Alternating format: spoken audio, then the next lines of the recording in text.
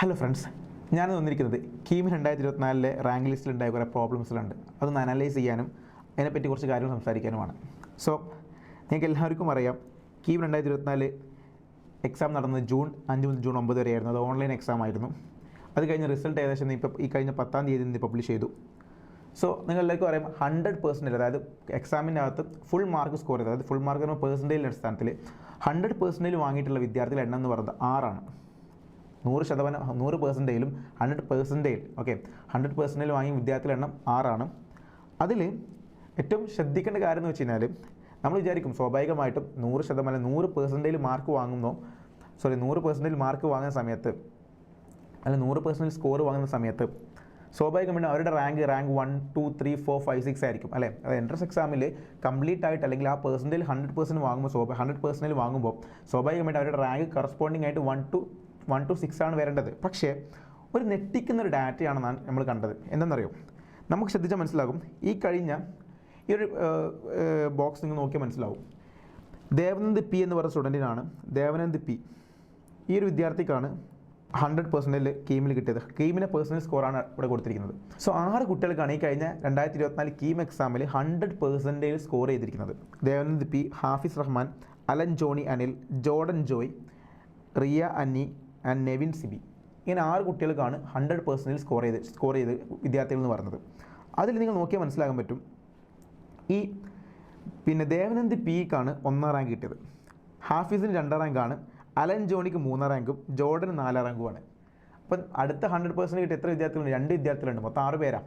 അപ്പോൾ നമ്മൾ സ്വാഭാവികം വിചാരിക്കുന്നത് എന്താ, 5ാം റാങ്ക് കിട്ടുമെന്നാണ്. പക്ഷേ നിങ്ങൾ നോക്കൂ, റിയക്ക് കിട്ടിയ റാങ്ക് എന്ന് പറയുന്നത് കീം റാങ്ക് 25ആണ്. അതേപോലെ നെവിന് കിട്ടിയ റാങ്ക് കീം റാങ്ക് 84ആണ്. എന്താ സംഭവിച്ചത്? അതാണ് ചോദ്യം. വളരെയധികം ഷോക്കിംഗ് ആയിട്ടുള്ള, അതായത് ഈ ട്രെൻഡിൻ്റെ കാര്യമാണ്. അതായത് ഇതിൻ്റെ മെയിൻ റീസൺ എന്ന് പറഞ്ഞാൽ, നമുക്കറിയാം, നമ്മളിപ്പോൾ കുറേ നീറ്റ് സ്കാമും കാര്യമൊക്കെ കിട്ടുന്നുണ്ട്. അതേപോലെ കീം സ്കാം എന്ന് വേണമെങ്കിൽ പറയാം. അത് നമ്മൾ എന്താ പറയുക, പേപ്പർ ലീക്കോ അല്ലെങ്കിൽ അതേപോലെയുള്ള കാര്യങ്ങളൊന്നുമല്ല. പക്ഷേ ഇവിടെ നമ്മൾ സ്കാം എന്ന് ഉദ്ദേശിക്കുന്നത് CBSE വേഴ്സസ് സ്റ്റേറ്റ് ആണ്. അതായത് നമുക്കറിയാം, ഈ നോർമലൈസേഷൻ എന്നൊരു പരിപാടിയുണ്ട്.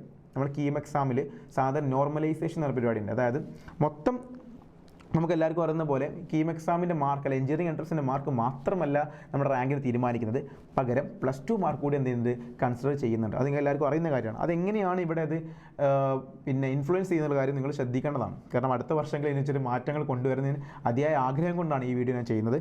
സോ നിങ്ങൾ നോക്കിക്കേ, ഈ CBSE വേഴ്സസ് സ്റ്റേറ്റ് നോക്കുമ്പം സ്വാഭാവികമായിട്ടും ഈ 5, 6, ഇതിപ്പം നമുക്കൊരു 100% കിട്ടിയ കുട്ടികൾക്ക് 5 റാങ്ക് വരേണ്ടതായിരുന്നു. പക്ഷേ എന്തില്ല, ആ 2 വിദ്യാർത്ഥികൾക്ക് എന്ത് കിട്ടിയിട്ടില്ല, റാങ്ക് 5ഉം 6ഉം കിട്ടിയിട്ടില്ല. പകരം പരിതാപകരമായിട്ടുള്ള റാങ്ക് 25 ആൻഡ് റാങ്ക് 84 ആണ് വന്നത്. അതിനുള്ള ഷിഫ്റ്റ് അല്ലെങ്കിൽ എത്രയും ചേഞ്ച് വരാനുണ്ടായ കാരണം എന്താണെന്നാണ് ഞാൻ ഇനി പറയാൻ പോകുന്നത്. ഓക്കെ അല്ലേ? അപ്പോൾ നിങ്ങൾ നോക്കിക്കേ, ഈ CBSE എക്സാം സാധാരണഗതിയിൽ നമ്മൾ കേരളത്തിലാകുമ്പോൾ സ്വാഭാവികമായിട്ടും സ്റ്റേറ്റ് വിദ്യാർത്ഥികളായിരിക്കും, അതായത് കേരള സ്റ്റേറ്റ് വിദ്യാർത്ഥികളായിരിക്കും കൂടുതലുണ്ടാവും. സോ ഈ വർഷം എഴുതിയ കീം എക്സാമിന് കണക്കെടുത്ത് നോക്കുമ്പോൾ ഓൾമോസ്റ്റ് ഒരു 13% ഒക്കെ ആൾക്കും CBSE ഉള്ളൂ. ബാക്കി ഓൾമോസ്റ്റ് വരുന്ന വിദ്യാർത്ഥികൾ, മെജോറിറ്റി വിദ്യാർത്ഥികൾ എന്താണ്, സ്റ്റേറ്റ് സിലബസിൽ എഴുതിയ സ്റ്റേറ്റ് സിലബസിലുള്ള വിദ്യാർത്ഥികളാണ് കീം എക്സാം കൂടുതൽ അറ്റൻഡ് ചെയ്തിരിക്കുന്നത്.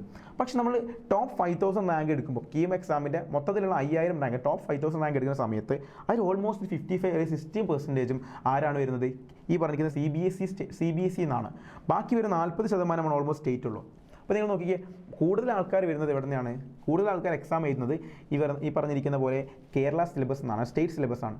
അത് വളരെ തുച്ഛമായിട്ടുള്ള ആളുകൾ, വളരെ കുറച്ച് പേരേ എഴുതുന്നുള്ളൂ. അല്ലെങ്കിൽ ഒരു ഓൾമോസ്റ്റ് 30% സ്റ്റുഡൻസ് ആണ് CBSE എന്ന് എഴുതുന്നത്, CBSEയുടെ അണ്ടറിൽ വരും. ബാക്കി കുറച്ച് ICSE കാര്യങ്ങളൊക്കെ ഉണ്ടാവും. അപ്പോൾ CBSE എന്ന് വരുന്നത് ഓൾമോസ്റ്റ് 13% ആണ്. ബാക്കി മെജോറിറ്റി ആൾക്കാരും സ്റ്റേറ്റ് സിലബസ് ആണ്. പക്ഷേ നമ്മൾ നോക്കുമ്പം ടോപ്പ് 5000 റാങ്ക് ലിസ്റ്റ് എടുക്കുന്ന സമയത്ത് CBSE ഓൾമോസ്റ്റ് 55% അല്ലെങ്കിൽ 60% വിദ്യാർത്ഥികൾ എവിടെ നിന്നാണ്, CBSE എന്നാണ്.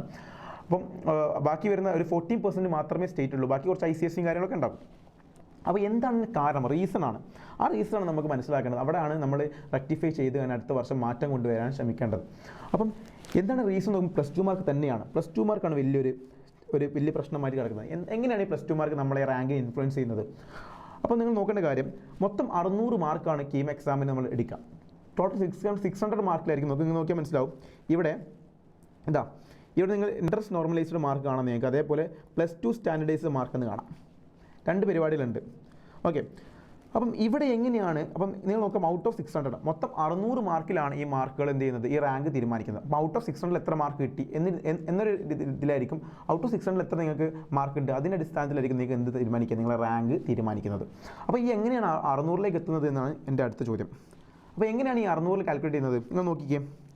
ഒന്ന് 300 ആദ്യത്തെ 2 ഫേസുകളായിട്ടാണ്. ആദ്യം 300 mark, first 300 mark is based on entrance. നിങ്ങളുടെ എഴുതുന്ന എൻട്രൻസ് എക്സാമിൻ്റെ അടിസ്ഥാനത്തിലായിരിക്കും ആദ്യത്തെ 300 മാർക്ക് തീരുമാനിക്കുന്നത്. അടുത്ത 300 മാർക്ക് തീരുമാനിക്കുന്നത് നിങ്ങളുടെ +2 മാർക്കിൻ്റെ അടിസ്ഥാനത്തിലായിരിക്കും. അത് നോർമലൈസ് ചെയ്തിട്ടാണ് ഉണ്ടാവുക. അതായത് നിങ്ങൾ ഫോർ എക്സാമ്പിൾ +2 നിങ്ങൾ എഴുതുന്ന സമയത്ത് നിങ്ങളിപ്പം ഒരു സ്റ്റേറ്റ് സിലബസ് വിദ്യാർത്ഥിയാണെങ്കിൽ നിങ്ങൾ ഫിസിക്സ്, കെമിസ്ട്രി, മാത്തമാറ്റിക്സ് ആയിരിക്കും നിങ്ങളുടെ പിന്നെ +2യുടെ മാർക്ക് നോക്കുന്നത്. അപ്പോൾ സ്വാഭാവികമായിട്ടും 120-ൽ 3 പേപ്പറുകൾ ഉണ്ടാകും, 360-ലായിരിക്കും നിങ്ങൾക്ക് മാർക്ക് ഉണ്ടാവുക. സോ നിങ്ങൾ 360 മാർക്ക് വാങ്ങിച്ചു കഴിഞ്ഞാൽ സ്വാഭാവികമായിട്ടും നിങ്ങൾക്ക് കിട്ടേണ്ടത് എത്ര മാർക്കാണ്, അതായത് എക്സ്പെക്റ്റഡ് നോർമലൈസ്ഡ് സ്കോർ എന്ന് പറയുന്നത് നിങ്ങൾക്ക് 300 ഔട്ട് ഓഫ് 300 ആണ് അല്ലേ. അതായത് നിങ്ങൾക്ക് മാക്സിമം വാങ്ങിക്കാൻ പറ്റുന്ന നോർമലൈസ്ഡ് സ്കോർ എന്ന് പറയുന്നത് 300-ൽ 300 തന്നെയാണ് അല്ലേ. അതായത് നിങ്ങൾക്ക് മാക്സിമം ഇവിടെ 360 സ്കോർ ചെയ്യാനേ പറ്റുള്ളൂ. ആ 360 സ്കോർ ചെയ്താൽ നിങ്ങൾ വിചാരിക്കുന്നത് എക്സ്പെക്ട് ചെയ്യുന്നത് എത്രയാണ്, 300-ൽ 300 കിട്ടുമെന്നാണ്.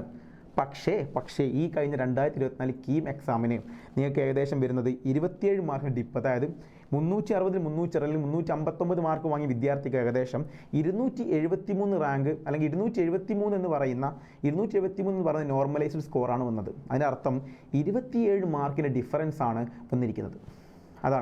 അതായത് ചെറിയൊരു ഹ്യൂമൻ എറർ കൊണ്ട് അല്ലെങ്കിൽ തന്നെ കൊണ്ട് വാങ്ങിക്കാൻ പറ്റുന്ന മാക്സിമം മാർക്കും വിദ്യാർത്ഥി വാങ്ങിക്കഴിഞ്ഞാലും അവൻ്റെ നോർമലൈസ്ഡ് മാർക്ക് വരുന്നത് ഏകദേശം 27 മാർക്ക് കുറഞ്ഞിട്ടാണ്. അതായത് 273 നോർമലൈസ്ഡ് സ്കോർ വരുന്നത്. അതാണ് വിഷയം. അപ്പോൾ സ്വാഭാവികമായിട്ടും നിങ്ങൾ ശ്രദ്ധിച്ചാൽ മനസ്സിലാക്കാൻ പറ്റും. നിങ്ങൾ നോക്കിക്കുക, എല്ലാവരും ഇങ്ങോട്ട് നോക്കി മനസ്സിലാക്കാൻ പറ്റും.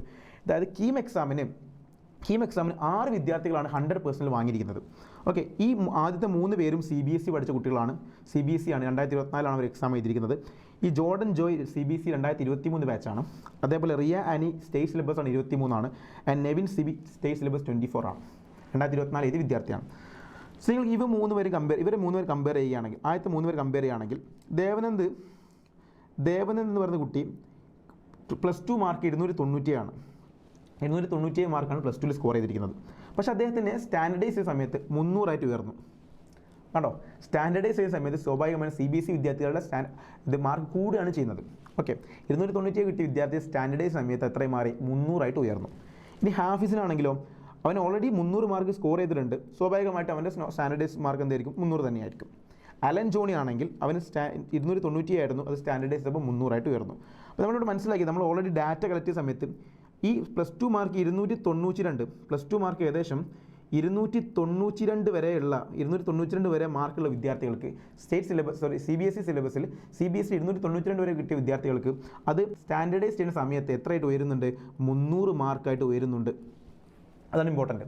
അതായത് 292 മാർക്ക് മാത്രം വാങ്ങിച്ചിട്ടുള്ള CBSE കുട്ടികൾക്ക് അത് സ്റ്റാൻഡർഡൈസ് ചെയ്യുന്ന സമയത്ത് എത്രയായിട്ട് ഉയരുന്നുണ്ട്, 300-ൽ 300 ഉയരുന്നുണ്ട്. അത് ഇമ്പോർട്ടൻ്റ് ആണ്. ഇനി നമ്മൾ നോക്കിക്കാം ജോർഡൻ ജോയ്. ഈ ജോർഡൻ ജോയ് CBSE സ്റ്റുഡൻ്റ് ആണ്. അത് കഴിഞ്ഞ വർഷം 2023 എക്സാം എഴുതിയിരിക്കുന്നത്. 2023 +2 പാസ് ഔട്ട് ആയിരിക്കുന്നത്. ആ സമയത്ത് അദ്ദേഹത്തിന് കിട്ടിയ മാർക്ക് 288. അപ്പം സ്വാഭാവികമായിട്ടും ആ വർഷം 12 മാർക്കിൻ്റെ ഒരു ഡിഫറൻസ്, അതായത് 12 മാർക്ക് സ്റ്റാൻഡർഡൈസിൻ്റെ സമയത്ത് കൂടിയിട്ടുണ്ട്. അതായത് 288 കിട്ടിയ ഈ പറഞ്ഞിരിക്കുന്ന ജോർഡൻ ജോയ്ക്ക് സ്റ്റാൻഡർഡൈസ് ചെയ്യുന്ന സമയത്ത് എത്രയായിട്ട് വരുന്നുണ്ട്, 300-ൽ 300 തന്നെ ആയിട്ട് മാറുന്നുണ്ട്. അപ്പം അതൊരു നിങ്ങൾ നോട്ട് ചെയ്യേണ്ട പോയിൻ്റാണ്.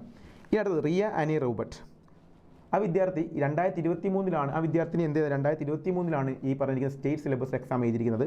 ആ സമയത്ത് അദ്ദേഹത്തിന് കിട്ടിയ മാർക്ക് കംപ്ലീറ്റ് ആയിട്ട് 360-ൽ 360 കിട്ടിയിട്ടുണ്ട്. ശ്രദ്ധിക്കണേ, 360-ൽ 360 മാർക്കും സ്കോർ ചെയ്ത വിദ്യാർത്ഥിനിയാണ്. ആ സമയത്ത് നിങ്ങൾ നോക്കിക്കുകയും ആ സ്റ്റാൻഡർഡൈസ്ഡ് മാർക്ക് എന്ന് പറയുന്നത് ശ്രദ്ധിച്ചാൽ മനസ്സിലാൻ പറ്റും, വളരെ എന്താ പറയുക അറിയില്ല, അത്രയും ഡിഫറൻസ്. അതായത് 286 മാർക്കാണ് സ്റ്റാൻഡർഡൈസ്ഡ് മാർക്ക്. അതായത് ആ കുട്ടിയെ കൊണ്ട് ചെയ്യാൻ പറ്റുന്ന മാക്സിമം സ്കോർ ആ കുട്ടി ചെയ്തിട്ടുണ്ട്. 360 മാർക്കും സ്കോർ ചെയ്തിട്ടുണ്ട്.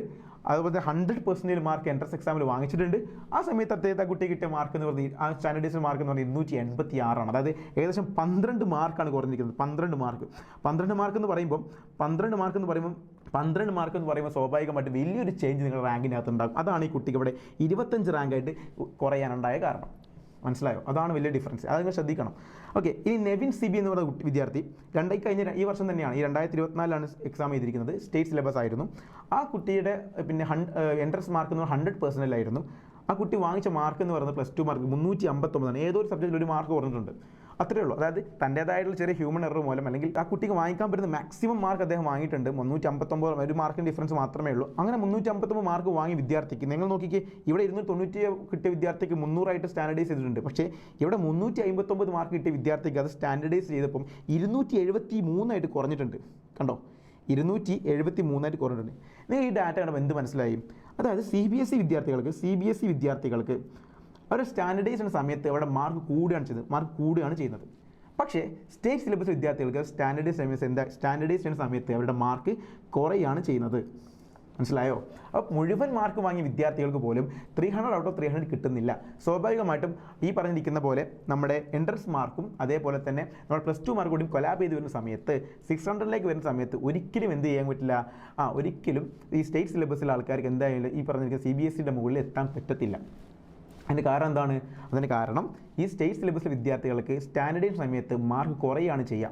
360 ഔട്ട് ഓഫ് 360 എന്ന് പറയുന്ന, അതായത് ഇതിൻ്റെ റീസൺ ഞാൻ പറഞ്ഞുതരാം എന്തുകൊണ്ടാണ് അങ്ങനെ വരാനുള്ള കാരണം എന്നുള്ളത്. പക്ഷേ ഒരു വിദ്യാർത്ഥിക്ക് മാക്സിമം വാങ്ങാൻ പറ്റുന്ന മാർക്ക് എന്ന് പറയുന്നത് +2 സ്റ്റേറ്റ് സിലബസിൽ 360 അത് ആ വിദ്യാർത്ഥി വാങ്ങിച്ചിട്ടുണ്ട്.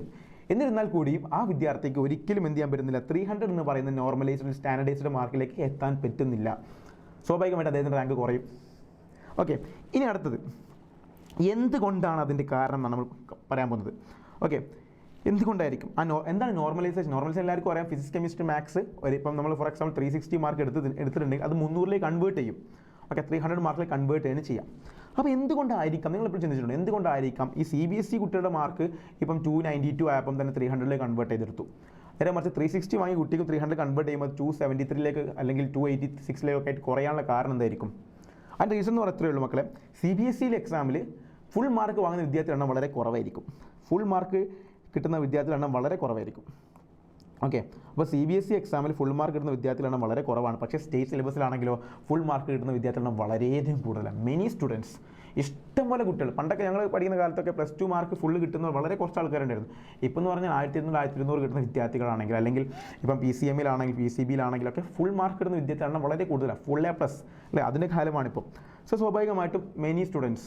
ഓക്കെ, ഞാൻ പറയട്ടെ, ഇപ്പോൾ സ്വാഭാവികമായിട്ടും ഈ ഇപ്പോഴത്തെ പ്രശ്നം ഞാൻ പറയുകയാണെങ്കിൽ നിങ്ങൾക്ക് എല്ലാവർക്കും അറിയുന്ന കാര്യമാണ്. ഇപ്പോൾ ഫുൾ മാർക്ക് വാങ്ങുന്ന കുട്ടികൾ അല്ലെങ്കിൽ ഫുൾ A+ വാങ്ങുന്ന കുട്ടികൾ അതിൽ നല്ല കഷ്ടപ്പെട്ട് പഠിച്ച് അർഹതപ്പെട്ട കുട്ടികളുണ്ടാകും ഫുൾ A+നുള്ള.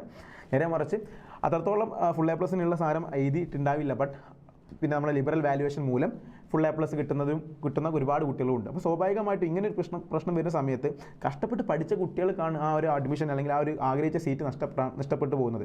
കാരണം നിങ്ങൾക്ക് എല്ലാവർക്കും അറിയാം, അവിടുത്തെ ഈ പറഞ്ഞിരിക്കുന്ന ഗ്രേഡിംഗ് സിസ്റ്റം എല്ലാവർക്കും അറിയുന്ന കാര്യങ്ങളാണിത്. അതായത് നമ്മൾ സ്വാഭാവികമായിട്ടും ഇപ്പം നമ്മളിപ്പം 100 മാർക്കിലാണെങ്കിൽ 100 മാർക്ക് എക്സാമിൽ 90 മാർക്കിൻ്റെ മുകളിലുണ്ടെങ്കിൽ A+ എന്നാണ്. ഈ 90 കുട്ടിക്ക് A+ ആണ്. അതേപോലെ തന്നെ 100 മാർക്ക് വാങ്ങിച്ച കുട്ടിക്കും A+ തന്നെയാണ്. ഓക്കെ, നിങ്ങൾക്കറിയാം SLCയുടെ കാര്യമാണ് ഞാൻ പറഞ്ഞത്. അതേപോലെ തന്നെ SLCയുടെ സിസ്റ്റം. അപ്പോൾ എല്ലാവർക്കും ഇപ്പോൾ ഫുൾ A+ വെച്ച് കഴിഞ്ഞാൽ നമുക്ക് അനക്കാൻ പറ്റില്ല. അതേപോലെ നമ്മളിപ്പോൾ +2ലേക്ക് വരുന്ന സമയത്ത് സ്വാഭാവികമായിട്ടും ഇപ്പോൾ 1200 എന്ന് പറയുമ്പം ഈ കുട്ടി ഒരിക്കലും 1200 മാർക്ക് കംപ്ലീറ്റ് ആയിട്ട് പേപ്പറിൽ എഴുതിയിട്ടല്ല 1200 കിട്ടിയിട്ടുണ്ടാവുക. എല്ലാവരുടെയും കാര്യമല്ല, കഷ്ടപ്പെട്ട് എഴുതി വാങ്ങുന്ന ഒരുപാട് പേരുണ്ട്, അല്ലാതെ ഒരുപാട് പേരുണ്ട്. അപ്പോൾ നമ്മൾ സ്വാഭാവികമായിട്ട് 2 എക്സ്ട്രീമെൻറ്റുകൾ ഉണ്ടാകും. ആ കുട്ടി ചിലപ്പോൾ 1100 സാധനമായിട്ട് പേപ്പറിൽ എഴുതിയിട്ടുണ്ടാവും, ചിലപ്പോൾ 1200 കിട്ടിയിട്ടുണ്ടാവും. കാരണം എന്തുകൊണ്ടാണ്? ലിബറൽ വാല്യുവേഷൻ ആയിരിക്കും. സോ അങ്ങനെ വരുന്ന സമയത്ത് ഒരുപാട് 1200 ഫുൾ മാർക്സ് നമ്മൾ സ്കോർ ചെയ്യുമ്പോൾ, അല്ലെങ്കിൽ 120 അല്ലെങ്കിൽ 360 സ്കോർ ചെയ്യുന്ന സമയത്ത് നമ്മൾ ഈ നോർമലൈസ് ചെയ്യുന്ന സമയത്ത് എന്ത് ചെയ്യും? നമ്മുടെ ഈ CBSEക്കാരുടെ നോർമലൈസ് ചെയ്ത സ്റ്റാൻഡർഡൈസ്ഡ് മാർക്ക് കൂടുതലും നമ്മുടെ കേരള സ്റ്റേറ്റ് ആൾക്കാരുടെ മാർക്ക് കുറയുകയും ചെയ്യും. ഓക്കെ, അതാണ് വിഷയം വരുന്നത്. അപ്പം അതിന് കാരണം ആരാണ്? Who is responsible? ആരാണ് ഇതിന് കാരണക്കാരൻ? നമുക്ക് വേറെ ആരെയും പറയാൻ പറ്റില്ല, നമുക്ക് നമ്മളെ ഗവൺമെൻറ് തന്നെ പറയാൻ പറ്റും. കാരണം നമ്മുടെ എഡ്യൂക്കേഷൻ സിസ്റ്റം അല്ലേ. അതിൻ്റെ മെയിൻ സീൻ എന്ന് പറഞ്ഞു കഴിഞ്ഞാൽ എല്ലാവർക്കും ഒരു ലിബറൽ വാല്യുവേഷൻ തന്നെയാണ്. നമ്മുടെ സ്റ്റേറ്റ് സിലബസിൽ ലിബറൽ വാല്യുവേഷൻ മൂലമാണ് നമുക്ക് ഒരുപാട് പേർക്ക് ഫുൾ മാർക്കും കാര്യങ്ങളും കിട്ടാനുള്ള കാരണം. അല്ല, നമ്മൾ ഭയങ്കര സ്ട്രിക്റ്റ് ആയിട്ടാണ് നമ്മൾ വാല്യുവേറ്റ് ചെയ്യുന്നതെങ്കിൽ അപ്പം നമുക്ക് എല്ലാവർക്കും ഇത്രത്തോളം പേർക്ക് ഫുൾ മാർക്ക് കിട്ടിക്കോളുന്നില്ല. ഞാനിവിടെ പറയാൻ ഉദ്ദേശിക്കുന്നത് എന്ന് വെച്ച് കഴിഞ്ഞാൽ നിങ്ങളുടെ എല്ലാ ഭയങ്കര ടൈറ്റായിട്ട് നോക്കി എല്ലാവരും തോൽപ്പിച്ച് കളയും, അങ്ങനെയൊന്നുമല്ല. ഇപ്പം വാല്യുവേഷൻ കുറച്ച് സ്റ്റാൻഡർഡൈസ് ചെയ്യണം. എന്നിട്ടെന്ന് വെച്ചാൽ അങ്ങനെ വരുമ്പോൾ മാത്രമേ ഫുൾ മാർക്ക് കിട്ടുന്നത് കുറയ്ക്കണം. അതായത് ഫുൾ മാർക്ക് കിട്ടാൻ അർഹതയുള്ളവർക്ക് മാത്രം ഫുൾ മാർക്ക് കൊടുക്കുക. അല്ലാതെ നിങ്ങൾ വാരിക്കോരി മാർക്ക് കൊടുത്ത് ഫുൾ A+ ആക്കി ഫുൾ മാർക്ക് ആക്കുന്നത് ആ സിസ്റ്റം ഒന്ന് ഒഴിവാക്കാൻ പറ്റും, നല്ലതായിരുന്നു വിചാരിക്കുന്നു. ഓക്കെ, അപ്പം അതൊക്കെയാണ് പ്രധാനമായുള്ള പ്രശ്നങ്ങൾ ഞാൻ മനസ്സിലാക്കിയെടുത്തോളം. പിന്നെ ഒരു എക്സാമ്പിൾ പറയുകയാണെങ്കിൽ എൻട്രൻസ് എക്സാമിന് ഏകദേശം 99.8% മാർക്ക് ഉണ്ടെന്ന് വിചാരിക്കാം. അതേപോലെ തന്നെ +2 മാർക്ക് ഫുൾ മാർക്ക് ഉണ്ട്. +2 ബോർഡ് എക്സാമിൽ സ്റ്റേറ്റ് സിലബസ് ഫുൾ മാർക്ക് ഉണ്ട്. എൻട്രൻസ് എഴുതിയ സമയത്ത് 99.8% മാർക്ക് എന്ന് വിചാരിക്കാം. അപ്പോൾ അദ്ദേഹത്തിൻ്റെ റാങ്ക് വരുന്നത് ഓൾമോസ്റ്റ് ഈ വർഷം എനിക്ക് തോന്നുന്നത് ഈ വർഷം കീം റാങ്ക് ഏകദേശം 1000-ന് മുകളിലാണ് റാങ്ക് വരുന്നത്. നിങ്ങൾ ആലോചിച്ച് നോക്കും എത്രത്തോളം ഡിഫറൻസ് ഉണ്ടെന്നുള്ളത്. 1000-ന് മുകളിലാണ് റാങ്ക് വന്നിരിക്കുന്നത്. ഓക്കെ, അദ്ദേഹത്തിന് വാങ്ങിക്കാതെ മാക്സിമം മാർക്ക് അദ്ദേഹം വാങ്ങിച്ചു. എന്തോ ഇതിൻ്റെ റീസൺ? ഇതിൻ്റെ മെയിൻ റീസൺ എന്ന് പറയുന്നത് +2 മാർക്ക് ഇതിൻ്റെ നോർമലൈസ് ചെയ്ത് വരുന്ന സമയത്ത് അല്ല സ്റ്റാൻഡേർഡൈസ് സമയത്ത് ആ മാർക്ക് എന്ത് ചെയ്യും? സ്വാഭാവികമായിട്ടും കുറയും. 270-ലേക്ക് 250-ലേക്ക് വരും. 300 മാർക്ക് കിട്ടത്തില്ല. അതാണ് മെയിൻ റീസൺ. ഓക്കെ, ഞാൻ ഈ വീഡിയോ ചെയ്യാനുള്ള പ്രധാനപ്പെട്ട കാരണം എന്ന് വെച്ച് കഴിഞ്ഞാൽ ഒരേ കാലിബറുള്ള ഒരേ കഴിവുള്ള 6 പേര് ഒരേ ടാലൻ്റുള്ള 6 പേര് എൻട്രൻസ് എക്സാം എഴുതുന്നു. അവർക്ക് ഒരേ മാർക്ക് കിട്ടുന്നു. പക്ഷേ ഇവിടെ റാങ്കിൽ എന്ത് ചെയ്യുന്നു? വലിയൊരു മാറ്റം വരുന്നു. ഇതിന് റീസൺ നിങ്ങൾ പറയുന്നുണ്ടാവും. സ്വാഭാവികം സ്റ്റേറ്റ് സിലബസും CBSE സിലബസും തമ്മിൽ കമ്പയർ ചെയ്യുന്ന സമയത്ത് സ്വാഭാവികമായിട്ടും എക്സാമിന് ടഫ്നെസ് ചിലപ്പോൾ CBSEക്കാണ് വളരെയധികം കൂടുതൽ സ്റ്റേറ്റിനെക്കാട്ടിലും. പക്ഷേ അതൊന്നും നമ്മുടെ ഈ വിദ്യാർത്ഥികൾ ഈ എക്സാം ചെയ്യുന്ന വിദ്യാർത്ഥികൾ എന്ത് കഴിച്ചു? കാരണം ഈ പറഞ്ഞിരിക്കുന്ന ഫോർ എക്സാമ്പിൾ ഈ 360 മാർക്ക് വാങ്ങിയ വിദ്യാർത്ഥിക്കും ചിലപ്പോൾ എക്സാം ടഫ് ആയെങ്കിലും 360 വാങ്ങിക്കാൻ പറ്റും മേ ബി. ഓക്കെ, അല്ലാതെ ഈ കുട്ടിക്ക് ഇനി കൂടുതൽ വാങ്ങിക്കാൻ പറ്റില്ല. അതായത് ഈ കുട്ടിക്ക് സ്കോർ ചെയ്യാൻ പറ്റുന്ന മാക്സിമം സ്കോറാണിത്. അപ്പോൾ ആരായിരിക്കും ഇതിന് കാരണക്കാരൻ? അപ്പോൾ കാരണക്കാരെന്ന് പറയുന്നത് ഇതേപോലെ എക്സാം ലിബറൽ ആക്കുന്ന ഗവൺമെൻറ് തന്നെയാണ്. അപ്പോൾ ഒരുപാട് പേർക്ക് 360 മാർക്ക് കിട്ടുന്നു. സ്വാഭാവികമായിട്ടും അവരുടെ സ്റ്റാൻഡേർഡൈസ്ഡ് മാർക്ക് കുറയുന്നു. സ്വാഭാവികമായിട്ട് റാങ്ക് വളരെ പിന്നോട്ട് വരുന്നു. അവർക്ക് ഇഷ്ടപ്പെട്ട ആഗ്രഹിച്ച കോളേജിൽ അഡ്മിഷൻ കിട്ടാതെ വരുന്നു. അപ്പം 100% മാർക്ക് വാങ്ങിച്ചിട്ടും ആ കുട്ടിക്ക് എന്ത് കിട്ടുന്നില്ല? ഒരു നല്ല 100% മാർക്ക് എൻട്രൻസിൽ വാങ്ങിക്കുന്നു. അതേപോലെ 360 അതായത് 100% മാർക്ക് അദ്ദേഹം എന്ത് ചെയ്യുന്നു? അദ്ദേഹത്തിൻ്റെ സബ്ജക്റ്റിൽ വാങ്ങിക്കുന്നു, +2 മാർക്കിൽ വാങ്ങിക്കുന്നു. എന്നിട്ടും അദ്ദേഹത്തിന് ആഗ്രഹിച്ച അല്ലെങ്കിൽ ടോപ്പ് 1 റാങ്കിലേക്ക് എത്താൻ പറ്റുന്നില്ല.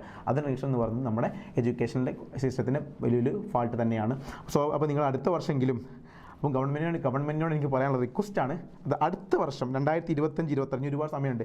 കീം 2025-26 സമയമാകുമ്പോഴത്തേക്കെങ്കിലും നിങ്ങൾ എന്ത് ചെയ്യണം? എൻട്രൻസ് മാർക്ക് മാത്രം കൺസിഡർ ചെയ്യാമെന്നാണ് എൻ്റെ ഒരു ഒപ്പീനിയനാണ്, എൻ്റെ സജഷനാണ്. അപ്പോൾ എൻ്റെ സജഷൻ പറയുകയാണ്. അപ്പോൾ നിങ്ങൾ കീം 2025-26 സമയമാകുമ്പോഴത്തേക്കും അപ്പം എന്നെപ്പോലെ തന്നെ ഒരുപാട് പേര് ഇപ്പം ഇതുപോലെ വീഡിയോസും കാര്യങ്ങളൊക്കെ ചെയ്തിട്ടുണ്ടാകാം. ഇത് മനസ്സിലാവാത്ത അല്ലെങ്കിൽ ഇതിലേക്ക് പിന്നെ ചില പല പാരൻസിനും പല സ്റ്റുഡൻസിനും ഇപ്പോൾ ഇത് മനസ്സിലായിട്ടുണ്ടാവില്ല അത് എങ്ങനെയാണ് ഇതിൻ്റെ കാര്യങ്ങൾ എന്നുള്ളത്. അതുകൊണ്ടാണ് നിങ്ങളുടെ മുമ്പിലേക്ക് ഞാൻ ഈ വീഡിയോ ചെയ്യാനുള്ള പ്രധാനപ്പെട്ട റീസൺ എന്ന് പറയുന്നത്.